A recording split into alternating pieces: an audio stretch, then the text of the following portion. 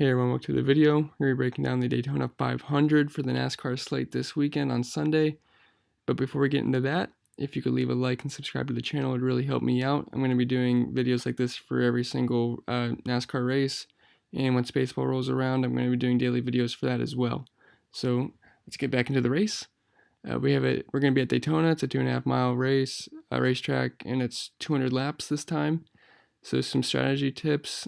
Dominators are not important. They're just the least of our worries at Daytona. We're going to want to avoid the car starting up front. Place differential is king. We want the guy starting in the back that will move to the front with all the crashes that are bound to happen. We're also going to want to stack the back. And we want to do multi-entry. I'm not a fan of single entry here at Daytona. So I think you're going to need multiple lineups to have success here because odds are slim that you can make it crash free with just one. And it's okay to leave salary on the table as well. Anywhere from $1,000 to $20,000 is fine. Don't feel like you need to spend all your salary. I know it feels a little weird doing that, but trust me, it's fine. So if you're asking why, Daytona is a restrictor plate track, which means the speeds of the cars are capped, so the cars will drive in packs, drafting off one another. So sometimes they'll be 2 wide, 3 wide, even 4 wide sometimes. So this leads to many wrecks and what they call the big one, taking out sometimes over half the field. This allows the car starting in the back to get massive place differential points. And there's also multiple leaders throughout the race. And with only 200 laps, we don't have to worry about getting a dominator in our lineups. So avoid the cars up front like the plague, and we're going to let the fish play them. So don't even worry about using any of them. And you can see the starting lineup in the little green numbers right beside the names. I'm not going to go through all that. And just my thoughts, I'm not going to talk about each driver here because it's going to take forever and you're going to get bored. And it's pretty simple this week, really. We're just going to want to mix and match the back. Obviously, I'm going to recommend fading anyone starting in the top half. It's just too much risk to bank on any of those guys in our lineups. The highest up I'm willing to go is around Jimmy Johnson and Chase Elliott, but even then is really pushing it.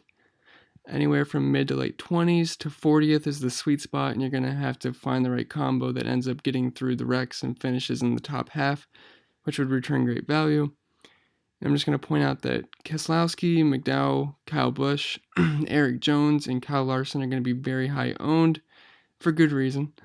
And anyone that tells you he's going to make it until the end of the race is lying to you, but you can set yourself up for success here by having the right game plan and strategy in place. So for lineup construction, there's plenty of ways you can go. We just want cars starting at or near the rear. So that's anywhere from 20 to 40.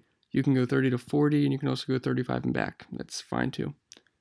And so let's build an example lineup here together. Let's go with Keselowski. We'll go with Kyle Busch, McDowell. Let's see. Eric Jones at 28 is pretty good. Where's 40? Casey Mears at 40. I mean, really, he's at the best spot. Really, he can only go up from there. And we'll go just another back marker, Chastain. All right, guys, that's your example lineup. As you can see, we have 5,500 still remaining. So, as again I said, I'm not worried about salary. If you have any questions, comment below, and if you could, like and subscribe to the channel, and good luck this week.